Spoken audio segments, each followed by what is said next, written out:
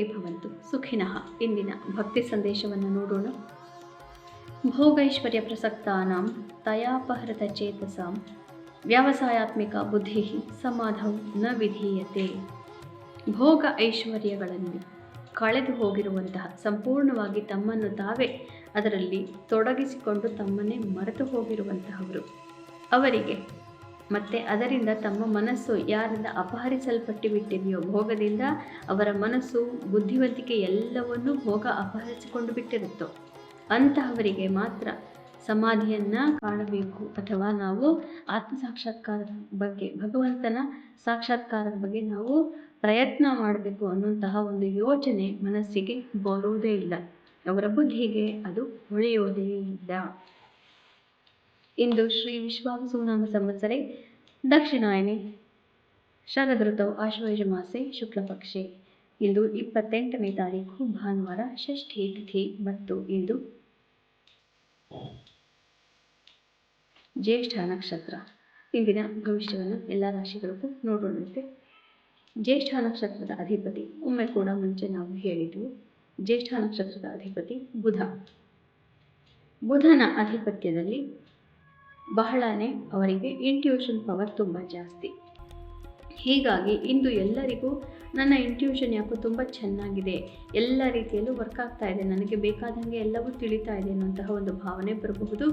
ಕೆಲವೊಂದು ಸರಿ ಇರಬಹುದು, ಕೆಲವೊಂದು ಅಷ್ಟೊಂದು ಸರಿ ಇಲ್ಲದೆ ಇರಬಹುದು, ಅಥವಾ ಕೆಲವೊಂದು ಹೇಳಲಿಕ್ಕೆ ಸರಿಯಾಗಿರಬಹುದು, ಹೇಳಬಾರದ ವಿಷಯಗಳು ಕೂಡ ನಿಮಗೆ ಗೋಚರವಾಗಬಹುದು.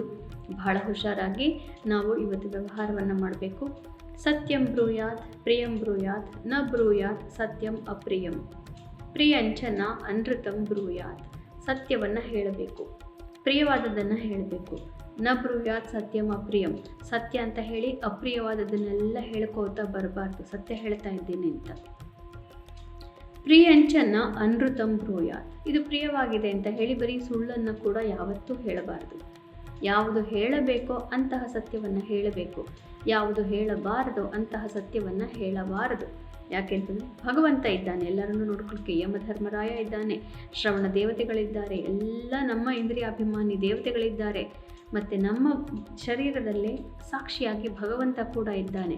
ಆದ್ದರಿಂದ ಎಲ್ಲರೂ ಮಾಡೋದನ್ನು ಅವನು ನೋಡ್ತಾನೇ ಇರ್ತಾನೆ. ಮಾಡಿದವರ ಪಾಪ ಆಡಿದವರ ಬಾಯಲ್ಲಿ. ಆದ್ದರಿಂದ ಅಪ್ರಿಯವಾದದ್ದನ್ನು ಹೇಳಬಾರ್ದು, ಮತ್ತು ಸತ್ಯವಾದರೂ ಕೂಡ ಅಪ್ರಿಯವಾದದ್ದನ್ನು ನಾವು ಯಾವತ್ತೂ ನುಡಿಯಬಾರದು. ಇಂದು ಜ್ಯೇಷ್ಠ ನಕ್ಷತ್ರ. ಹೀಗಾಗಿ ಇವತ್ತು ಇಂಟ್ಯೂಷನ್ ಪವರ್ ಎಲ್ಲರಿಗೂ ಜಾಸ್ತಿ ಇರೋದ್ರಿಂದ ನಾನು ಹೇಳಿದ್ದೇ ಸರಿ, ನನಗೆ ಗೊತ್ತಾಗಿರೋದೇ ಸರಿ ಅನ್ನುವಂತಹ ಭಾವನೆ ಇದ್ದರೂ ಕೂಡ ಬಹಳ ವಿವೇಕದಿಂದ ನಮ್ಮ ವೇದಗಳಲ್ಲಿ ಹೇಳಿರುವಂತಹ ಮಾರ್ಗದರ್ಶನದ ಮೂಲಕನೇ ಜೀವನವನ್ನು ಸಾಗಿಸಬೇಕು. ಮೇಷರಾಶಿಯವರಿಗೆ ಇಂದು ಸ್ವಲ್ಪ ಮನಸ್ಸಿಗೆ ಕ್ಲೇಶ ತರುವಂತಹ ದಿವಸ ಇದಾಗಿರುತ್ತೆ. ನಿಮ್ಮ ಪ್ರೀತಿ ಪಾತ್ರರಿಂದ ನಿಮಗೆ ಯಾವುದೇ ರೀತಿಯ ಒಂದು ಸಹಕಾರ ಪ್ರಾಪ್ತಿಯಾಗದೆ ಹೋಗಬಹುದು, ಡಿಪ್ರೆಸಿವ್ ಥಾಟ್ಸ್ ಬರಬಹುದು. ಆದ್ದರಿಂದ ಧ್ಯಾನಾದಿಗಳನ್ನು ನೀವು ನಿಮ್ಮ ಮನಸ್ಸನ್ನು ಸಮಾಧಾನ ಮಾಡ್ಕೋಬೇಕು. ವೃಷಭ ರಾಶಿಯವರಿಗೆ ಅತ್ಯುತ್ತಮವಾದಂತಹ ದಿವಸ, ಮನಸ್ಸಿಗೆ ನೆಮ್ಮದಿ. ನಿಮ್ಮ ಪ್ರೀತಿ ಪಾತ್ರರು ಇಂದು ತಮ್ಮ ಮಾತಿನ ಚಾಕಚಕ್ಯತೆಯಿಂದ ನಿಮ್ಮನ್ನು ರಂಜಿಸ್ತಾರೆ. ಮಿಥುನ ರಾಶಿಯವರಿಗೂ ಕೂಡ ಅತ್ಯುತ್ತಮವಾದಂತಹ ದಿವಸ. ನಿಮ್ಮ ಎಲ್ಲ ವ್ಯವಹಾರಗಳಲ್ಲೂ ನಿಮಗೆ ಇಂದು ಜಯವಾಗುತ್ತೆ. ಶತ್ರುನಾಶ ಮತ್ತು ಆರೋಗ್ಯದಲ್ಲಿ ಸುಧಾರಣೆ. ಶತ್ರುನಾಶ ಅಂತ ಹೇಳಿ ಇಲ್ಲದನ್ನೆಲ್ಲ ತಲೆ ಮೇಲೆ ಹಾಕ್ಕೊಳ್ಳಿಕ್ಕೆ ಹೋಗಬಾರದು. ನಿಮ್ಮ ಪಾಡಿಗೆ ನೀವು ಕೆಲಸಗಳನ್ನು ಮಾಡಿಕೊಂಡು ಹೋಗಬೇಕು. ಬೇರೆದೆಲ್ಲದನ್ನು ಭಗವಂತ ಮತ್ತು ಗ್ರಹಗಳು ನೋಡಿಕೊಳ್ತವೆ. ಕರ್ಕ ರಾಶಿಯವರಿಗೆ ಇಂದು ಸ್ವಲ್ಪ ಕ್ಲಿಷ್ಟಕರವಾದಂತಹ ದಿವಸ. ದಾಂಪತ್ಯ ಸಮಸ್ಯೆಗಳು ಮತ್ತು ಪ್ರೇಮ ಪ್ರೀತಿ ಪ್ರಕರಣಗಳಲ್ಲಿ ಸಿಕ್ಕಾಕೊಂಡವರಿಗೆ ಮನಸ್ಸಿಗೆ ನೆಮ್ಮದಿ ಇರೋದಿಲ್ಲ.